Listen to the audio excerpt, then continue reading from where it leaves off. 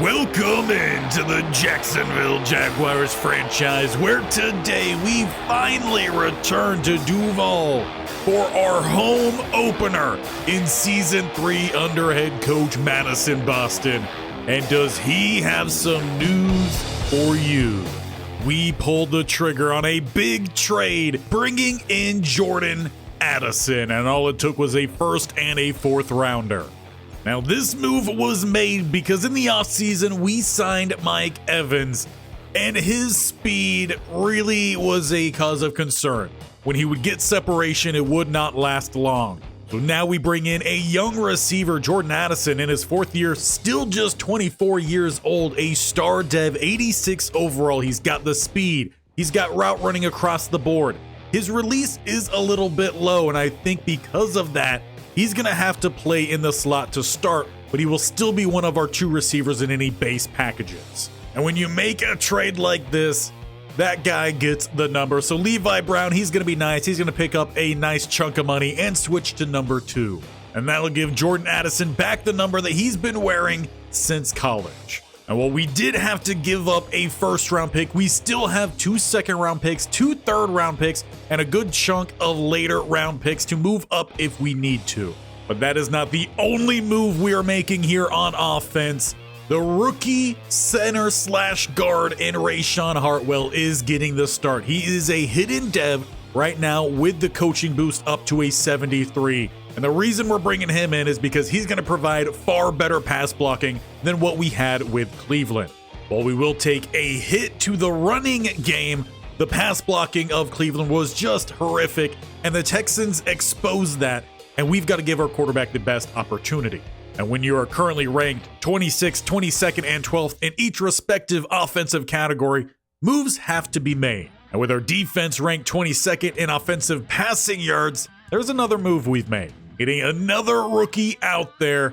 Yancey will be getting the start here at strong safety, a similar overall to Daxton Hill, who just has not performed very well the first couple games. He has speed, zone, and man coverage, and hopefully we're going to see some splash plays made in defense because we have not seen that yet from the secondary this season.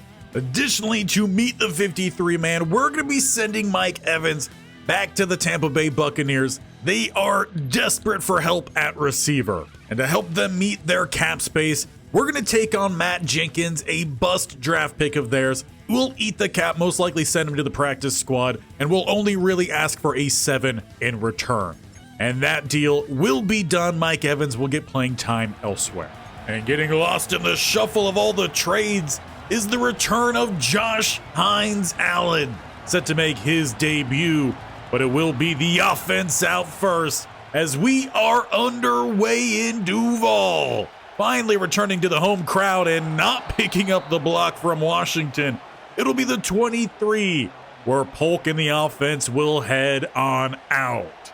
It has not been a strong start to his career, which is why the move was made. And Jordan Addison spread to the right-hand side, out there getting the start as one of the top 2 receivers, next to Thomas, which means Gabe Davis seems to be the odd man out of the trio. But Etienne, he breaks to the outside, gets the juke, and in about one run, they've picked up more yards this week rushing than they did entirely last game against the Texans. And that was why Coach Boston knew he had to make a move to bring in an extra receiver, because when you couldn't run, this offense was not going anywhere. As Polk, he's trying to scramble to the outside. Ball ends up popping loose, but over comes Jones. Broderick Jones with the scoop and a run of about 13, maybe even 15. And if you're a Browns fan, you just know that that is course of how things have gone for them historically. They get the fumble, but no one there to pick it up. Looking to dump this one off is going to be caught by Gabe Davis. Had a garbage time touchdown last week, but here today, that one only gets back to the line of scrimmage. Polk just threw that to get out of pressure. 2nd and 10. They go back to Travis Etienne, who bounces off some tackle attempts. Can't quite get away, though. Does end up leaving the 3rd and 6 here at the 39. Now, we do see Addison playing slot over on the right-hand side, so he's going to bounce around from outside and inside. And that ball did not get close to him, under pressure from McGuire. But it did appear to be that Addison was the target. Leaves them with a 4th and 6, and Cam Little out here to try to knock this in between the uprights. And he will do so. Not a very impressive drive, but a drive that ends in points nonetheless. As Watson and the Browns offense will take the field, the top rushing team so far this season, just 2 games in. They start with a full house pistol, get motion to the left-hand side. And they go down the middle, and Deo first to arrive on the scene. It will count as no gain. Ends up getting stuffed on it. I believe Deo arrived first, then Mason Smith. Play action. Watson throws under pressure. Campbell, he cuts under to get the pick. And it's going to be a return that will not get too far. Campbell tried to cut under the incoming receiver.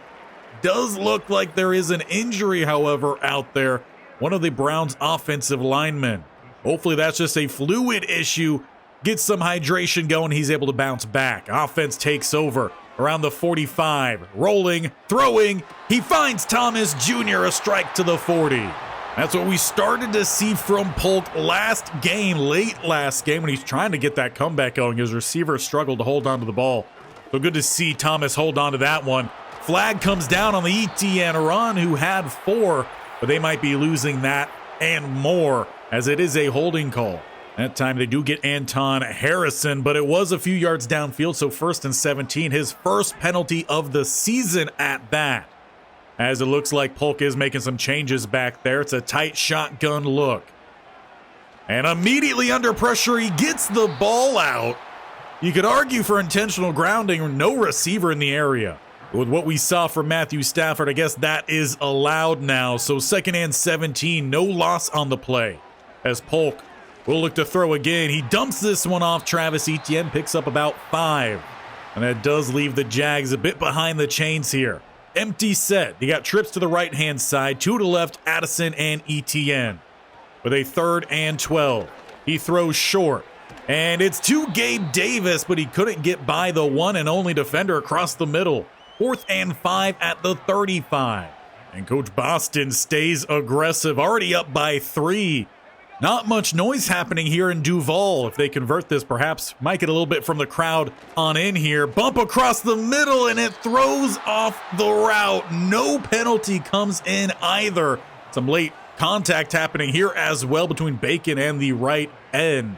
But if we take a second look at this one, it was the slot corner coming across in coverage, bumping into Thompson that pushed him off the route, disrupted the timing. Now Watson and the Dogs can head on out here at the 35. They take over with a quick strike, nearly a pick by Walker, thrown right at him. If Jerry Jeudy's not there to essentially break that one up, it probably would be another interception for our star edge rusher. Instead, not the case here as they dump it off. Will be a short gain of 2. A stark difference this drive compared to last drive. They have not ran it a single time. 3rd and 8. As they look to set up the screen, and to the outside, chopping him down is Jerrion Jones. Defense picks up another stop. They've been the highlight of this team this year. And they are buying our rookie, Jeff Polk, as much time as possible for him to catch his groove here. Starting at the 20, offense with a stretch to the outside, Etienne, hard-earned 1. The teams are definitely catching on to the running game here of the Jaguars. They need something to help open it up. For the 2nd and 9, they go play action, rolling and throwing. This time he finds Dawson Knox. Will be about a gain of 6, a 3rd and 3 to go. They just got to find ways to build these drives, and downs like this are a great one if you can convert it. Play action rolling, and flag comes down. That ball is well too high. Are we going to have another holding call here? That's been a problem to open up this season, and that's what they're indicating. Another one for Anton Harrison, but the Browns will decline and get that ball punted back to them. Now they take over at the 30 with a heavy tight end look. Hand it off to Chubb, and he's chopped down. Great play made from the safety, stepping down to get that stuff. It's going to be a loss of 1. And a throw to the outside is caught for the first down, Jeudy. The first big play for the Browns on offense ends the first quarter. It is 3-0. Again, we're still waiting for this offense to wake up. One of their biggest plays came on a fumble that the left guard scooped up. First and 10, we start the second quarter as they will look to pass, and somehow it gets by Devin Lloyd. That was thrown right at his face, but it gets by him and finds Clinton Fletcher, the young tight end here of the Cleveland Browns, wearing 6. It's an odd number here in the NFL. Chubb down the middle will pick up about half the yards needed, but it does leave them with a 3rd and 2. They've got to convert here. Bunch to the left-hand side. Walker with quick pressure, and it's dropped by the slot receiver who had it for the first down. Both offenses continuing to struggle out here, but every other aspect seems to be doing pretty well for both sides.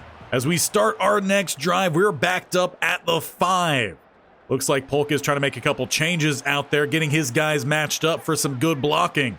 Bunch to the right-hand side, they hand it off. Etienne, who does not get the block to the second level, only a gain of 2. And last year, that was one of the things this line did the best, was getting to that second level, really opened up the play for Travis Etienne. That has not been the case this year. 2nd and 8, hard count, no one jumps. Etienne behind Miners, who barely gets a hand on the first man, misses the second. Maybe a gain of 1. With a 3rd and 7 here, they're backed up at the 8. Empty set for Polk, as he will flip this one out. They had the screen set up to Etienne, but the pressure arrives, and it's a battle of field position here in Duval. And with a pretty weak kick, Watson and the Browns will be starting plus sign at the 44. They come out shotgun, 2 to the left-hand side, 1 to the right. They will look to throw, dump off, and Njoku has it, but not going to get very far. Devin Lloyd provides the pop. 2nd and 8 here at the 43. Now 2 spread either side. Chubb exits the field as they go play action, and there's immediate rush plus a flag down. It looks like they brought the blitz, and there was a hold to slow down just one of them. Jags, though, will decline that penalty and will force a 3rd and 14, trying to get off the field here. As Watson, he'll look to scramble them into field goal range. Ball pops out. Junior Alford dives on top of it. We might have to take a second look here to see if that knee was down. If not, that is the 2nd turnover on Watson today. 1 interception, 1 forced fumble. Get that second look here. Very hard to tell with that angle where the ball popped out. If an arm or anything was down, maybe the elbow. But as the offense walks on out here, there is no call from the booth for a review, so 1st and 10 then. It is a turnover, as Polk will look to find something, unloading downfield for Addison, who was wide open in the sideline. I think this team very much needs to hit the practice field and work on a game plan that is completely new, because what they have been running is not working. Etienne with a nice run, but a flag was down mere second after that ball was snapped. It's the team's 3rd holding call, first on Hartwell, the rookie, getting this start at center. Now the pass rush down the middle hasn't been awful so far today, but you got to ask for a little bit more, as this time the rush does arrive down the middle with an open receiver across the middle. Polk has had to dust himself off one too many times in his young career. 4 receivers spread to the right-hand side, including Travis Etienne with a 3rd and 19. As they throw to the sideline, that one is going to be well short of, I believe that was Addison out there. Luckily, Luke Bacon gets the tackle. There is a flag down. We'll check in on this, but it's just another offensive holding. Another one on Hartwell. The interception will stand, and the Browns take over inside the red zone. Chubb with a strong set in front of him. Hand it off right down the middle, but the Jags are on top of it. Now, I do have information up front. Jefferson is out there at DT as there was an injury to Mason Smith. It was a knee injury. His day is done. Chubb down the middle picks up a good handful. Additionally, I also have an update for the offense. Hartwell, who had that last holding call, he also got shaken up. Cleveland will be coming in for him. His return is questionable, but it's a 3rd down here and a zig to the outside. It's a touchdown for the Browns. They had to be handed the field position, but they find the end zone. It's Tremaine Best. And the Jeff Polk pick does lead to a lead change. With 3:19 remaining, the offense will retake the field. They just got to find a way to work this ball downfield. RPO this time. They lose a yard. Even the RPOs have not quite worked. They are going to go hurry up here. Inside 3 minutes, flipping the look. Trips go to the right-hand side. Knox lone to the left. They have a single high safety. as they're going to float it to the outside. It's well underthrown by Polk. Going to be another pick. Luckily, the corner cannot stay inbound, Martin Emerson Jr. But the Browns are going to take over, and he had an open receiver, just floated that one. Needed a little bit more zip on it, which we know he has. I'm sure with the start that he's had this season, he's probably a little bit shaken up there. That confidence not quite there. 1st and 10 for the Browns. Chubb cuts back, and it's going to pick up about 6, maybe 7. They will mark it with the 7. 2nd and 3. 2 spread either side here for the Browns, as they will look to throw across the middle and finding David Njoku for the first. Jaguars defense making things tough as we hit the 2-minute warning. Every play contested. Browns have the lead here thanks to some turnovers as they look downfield, breaking open and finding his 2nd touchdown is Tremaine Best, beating the zone coverage and gifting the Cleveland Browns a 2-score lead.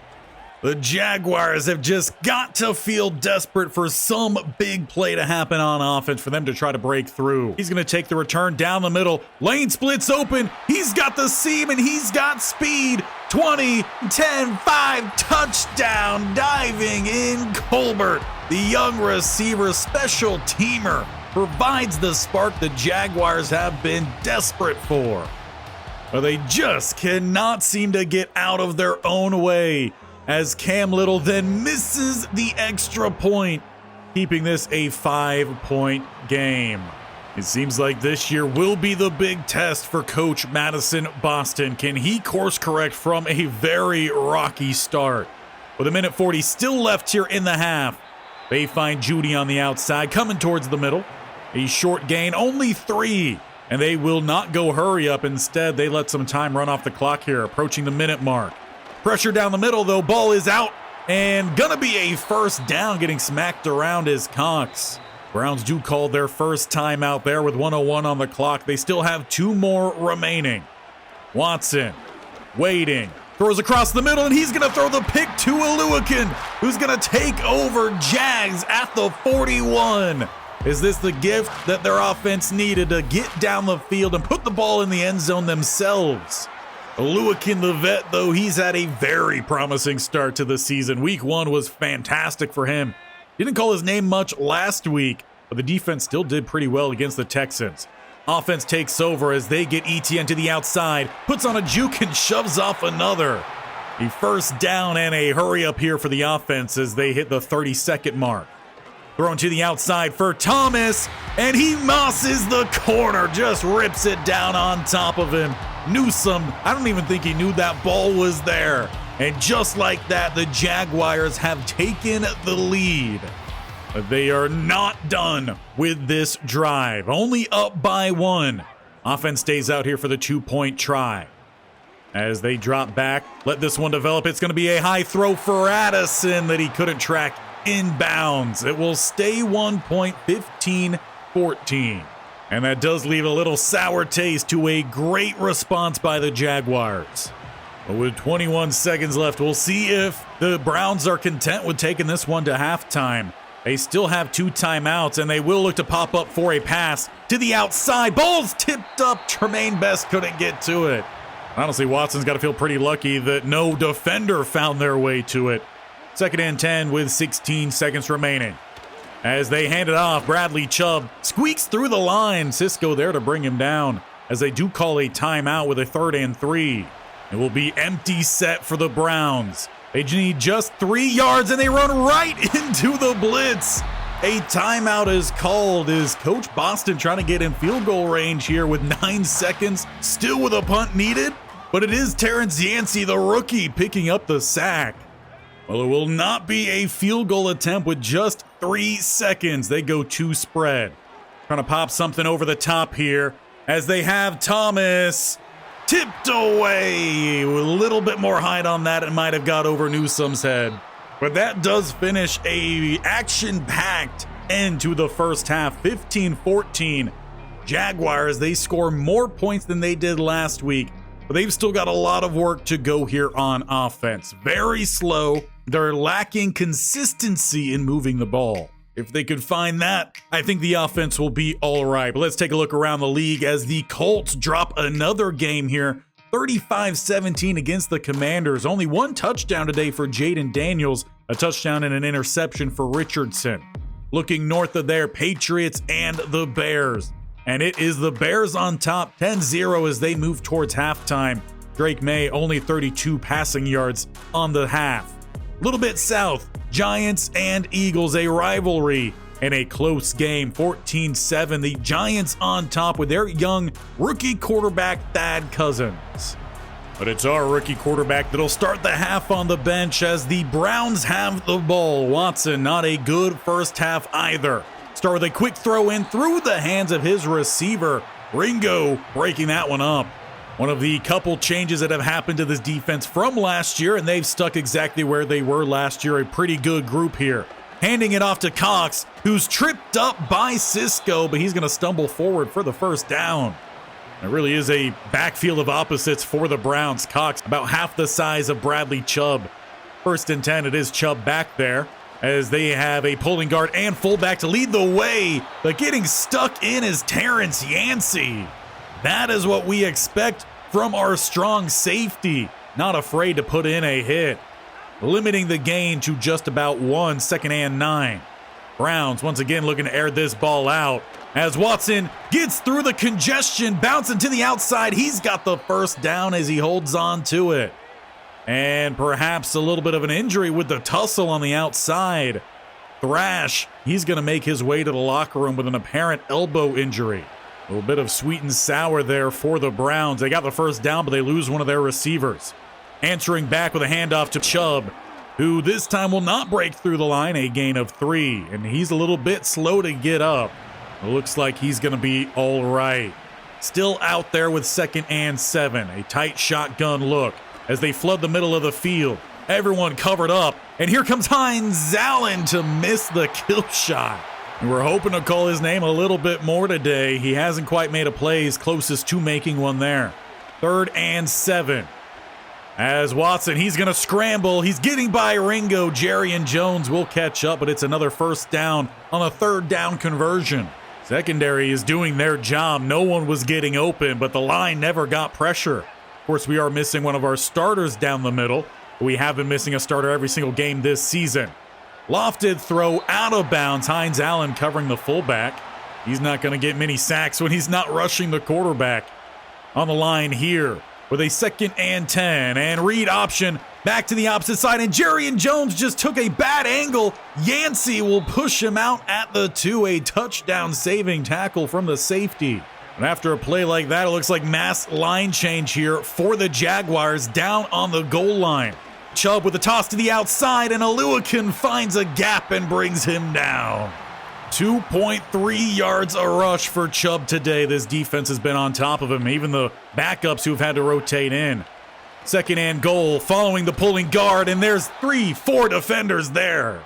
And another injury for an offensive lineman here. They already lost one earlier in the game. Hopefully, again, all these guys are okay and able to bounce back. But a 3rd and goal.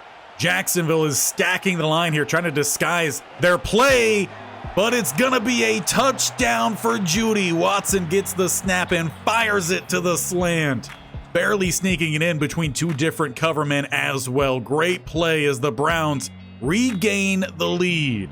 But just as we did before half, they will keep the offense out there, bunched to the left-hand side for a 2-point try.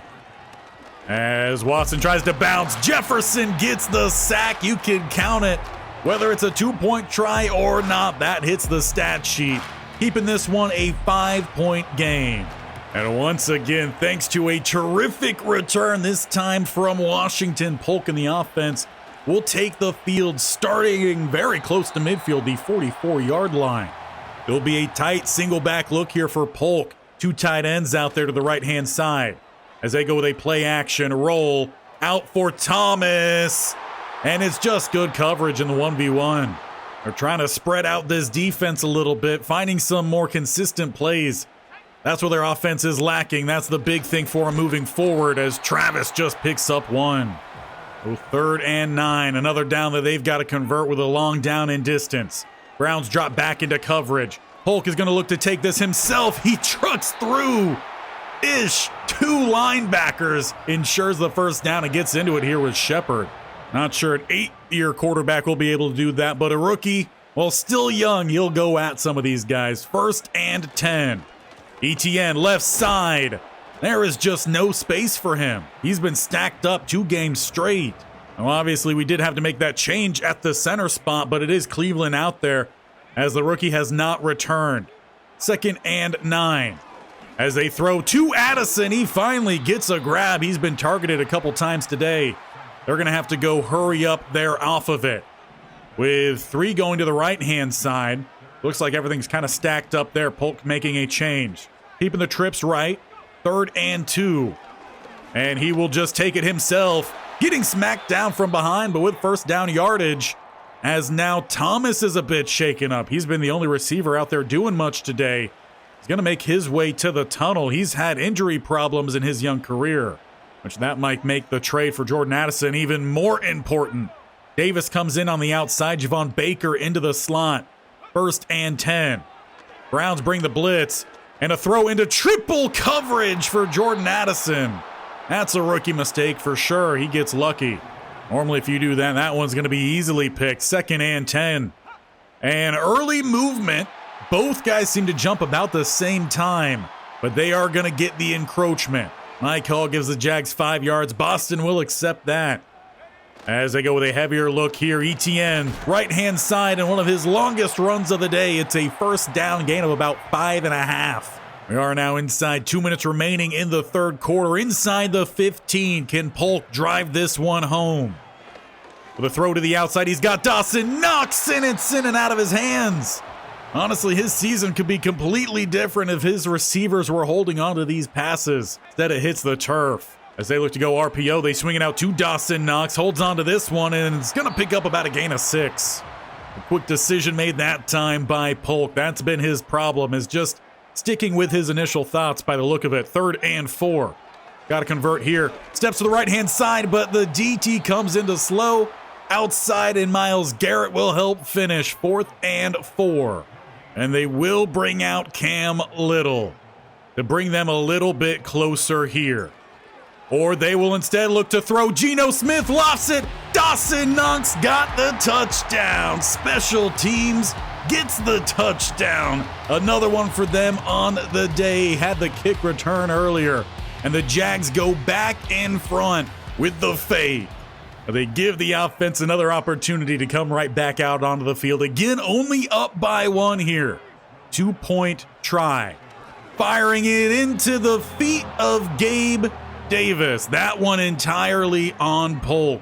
Another opportunity missed to go up at least a field goal. We've just seen a lot of sloppy play come from both sides. As we got 30 seconds left here in the 3rd. Browns, they start in a hurdle from Cox. We'll end up picking up 7. Send this one to the 4th quarter, where it is a tight game, 21-20.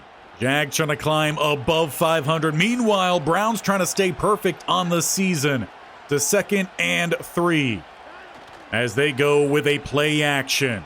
Dumping this one off to Chubb, and it's through his hands. Hines Allen, not really close there. That was just a pure concentration drop, leaving a 3rd and 3. Double A gap look here for the Jags. Motion on the left-hand side. Jags bring the quick pressure. They get the ball out to Cox. It's going to be a first down for the Browns. We'll say Watson has done well under pressure with the quick pressure today. It's when he's had time that he's just overthought the plays, throwing some costly balls.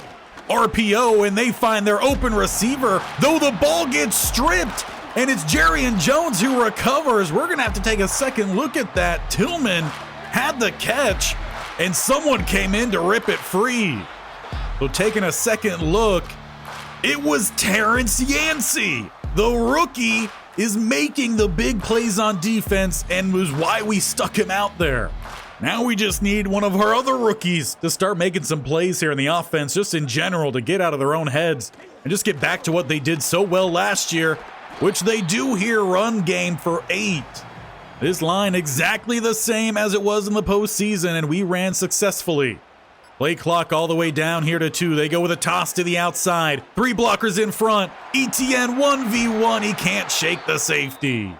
But it does go as a first down. But as the offense goes to hit the field, ETN is actually making his way to the locker room. He was talking all that smack, and now he's not even out there. Thrown across the middle, though. Polkey finds Davis to the 20. We have not seen the return of Thomas either, so it's going to be a younger group here to try to get some things done. Throw across the middle. He finds Baker. Not able to put the spin move on. 2nd and 2. And it does leave the Jags with a pretty manageable second down here inside the 15. As they hand it off, it's to Levi Brown rocking that new number 2. He picks up the 2. It's a 1st and 10 just outside the 10. A shotgun look here and throwing across the middle. It's going to get picked off. He threw it late. If he threw it a second earlier, it is a touchdown. It was a good read. But EJ Speed, he got over there by the time that Polk saw it. And that keeps this game close. It's honestly seems like no one wants to win this game. Just over 4 minutes remaining. Chubb takes the handoff. He's down the middle for 4. What other shenanigans are we going to witness late on in this game as we're inside 4 minutes? Hand it off to Chubb. And he is stacked up by 3 defenders. Campbell getting in there as well. As Tremaine Best, the man who has most of the points here for the Browns, is injured. Everyone's dropping like flies out here. Seems like no one wants to be out here. We'll have to check in on all these injuries after the game to see how big they were or are. As it's going to be a scramble here from Watson, who gets by the linebacker and slides down, picking up an extra 5 as now Tillman is shaken up. Had the fumble on the last drive. He's going to head to the sideline. At some point here, these teams might just not have enough players to field a traditional offense. Might have to have some defenders come on out here. As they hand it off to Chubb, shakes the tackle of Jerry and Jones, but Yancey is there. What a debut game for him. Now at this point, all the Browns need is a field goal attempt, which I think is why they're going more towards the run game here. As it's a toss, holding, but Deo will fight through it, picking up the TFL in the process. And that leaves the Browns with a 3rd and 5. They've just got to keep an eye here on Watson, as he will look to throw the ball. Everyone to the right-hand side. Pressure is there. Lloyd couldn't get there in time to get the pick. That could have been a pick 6, but a 4th and 5. They will have to punt, or so you would think. They're going to keep the offense out there with about 2.5 minutes. Seems like it's going to be a forced call for them. As they flood the middle. And spying, Aluakin gets the hit, but he's shaken off. Watson scrambles. It's a 1st down. They had them stopped. But just about the only good thing the Browns have done today is get the scramble on 3rd and 4th down. Looking to pass the ball. They get to the outside. David Njoku. He's inside field goal range. 2-minute warning hits. And if the Jags just went with the point after on both of their 2-point tries, they would have that field goal lead that they were looking for. Hanging off Chubb, he is quickly stopped. Timeout called by Boston. I'm sure they are content just trying to run this one on into a field goal win. We'll see if they decide to pop up for any sort of passes. Stretch to the outside. Defense is all over them. Timeout called. 3rd and 12. And this is where you've got to keep an eye on Watson. As they spread out here, they will look to pass the ball to the left-hand side. David Njoku is not going to get away. Final timeout called by Coach Boston. It's 4th and 13. And if this game were to remain as it's been today, a block here would be great. That's how we won against Kansas City, but it will not be the case here. Browns go in front by 2. Rodrigo Blankenship hits the field goal. And with just about 1.5 minutes, Polk is going to have to lead them at least into field goal range. Starting with a spread look. Trips go to the right-hand side. 1 to the left. 2 high safeties. As they let this one develop, it's thrown across the middle, and it's caught. Jordan Addison plucks that one away from the safety who thought he maybe had the game-winning touchdown. Browns trying to get reset here. Single high. As they go downfield, it's Newsome and Gabe Davis. Davis gets the catch, and he's into the end zone. Though the points are not on the board, was there a flag? You've got to be kidding me. Antone Harrison. Come on, man. And this is one that I could both understand, but also think that that's not a call that you make at this spot. With that spin, the guy was falling down. Harrison just went down on top of him. 1st and 20 back at the 40. We're at least going to get a free 5 here as long as they call it correctly. But I'm just in complete shock they took that play away. They're still being risky here with just the single high safety, playing off coverage. Throwing under pressure, though, getting rid of it. Cam Little, he needs about the 40-yard line. And that is important to know. We don't need the touchdown. A field goal would still win this game. You just got to be smart about it here. Throwing to the outside is Jordan Addison, who's got the blocking, and he's got field goal range at the 38 with 53 seconds left. And Polk just has a menacing look in his face. He wants this one. Coming out tight shotgun look here. 2 high safeties. Just got to be careful not to take any sort of loss here. Chuck that ball away. Right now they're about at the outside of their field goal range. Any extra yards forward here is great. Don't want to lose any yards. Throw across the middle. They get the catch, and it'll probably be field goal unit coming out from here. Or the Browns instead will be forced to call their own timeout. 17 seconds left. Do you just go ahead and take the field goal? It seems they're going to try something else. 3rd and 5. They come out 2 spread either side. Polk rifles it to the outside, and it's dropped. 4th and 5. Now you take that field goal. If Knox catches it, it just gets you a little bit closer. But the Browns, they are trying to ice our kicker here. Cam Little to put us in front. He rifles it through the middle. Another 1-point lead sitting around 10 seconds pre-kickoff. And this one will come down to a Hail Mary attempt. 6 seconds on the clock. Browns, they do have a timeout, but they're letting that play run all the way down and throw it short.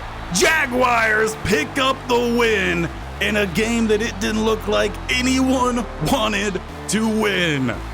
24-23 in one of the sloppiest games we've seen in quite some time.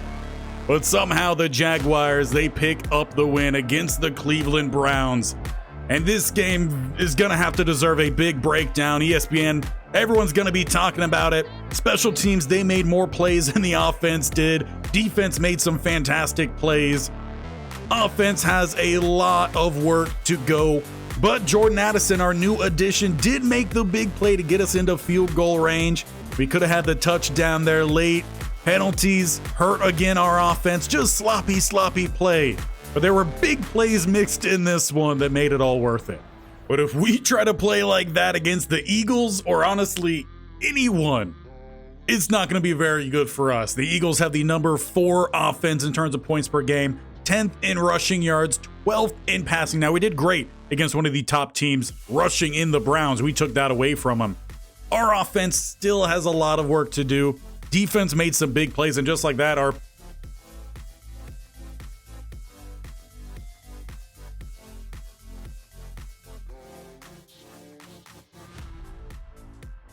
But the next thing that we need to do, I think, is honestly come up with a new playbook.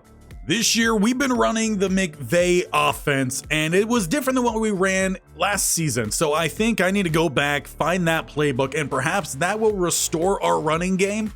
Because if we have that, I think a lot of pressure is going to get pushed off of folks' shoulders, which was why we brought in a rookie quarterback this year and started him, was because we had all the assets around him with a strong running game that it should have been a much easier transition. That has not been the case. In the first game, Travis Etienne ran for 125 yards and had 2 touchdowns. This season alone, he has 187. 62 rushing yards is all he has over the last 2 games, no touchdowns. We've got to get that back in flow of things. If we don't have that running game, it's going to make things difficult for Polk. So make sure you stick around, as next week when we get back to this series, as it's every Tuesday and Thursday, we will debut hopefully either a custom playbook or just a better fit playbook. That'll probably be a good chunk of the beginning part of these episodes. We'll go over that, see how the offense is flowing with it. And then we're going to take on the Philadelphia Eagles. They are 2-1 as well. They've got a really good offense. Their defense, they're not doing fantastic out the gate. 22nd in points given up, 30th in passing yards allowed, and 17th in rushing. So hopefully we'll be able to bounce back here offensively, as the defense, they've been on fire.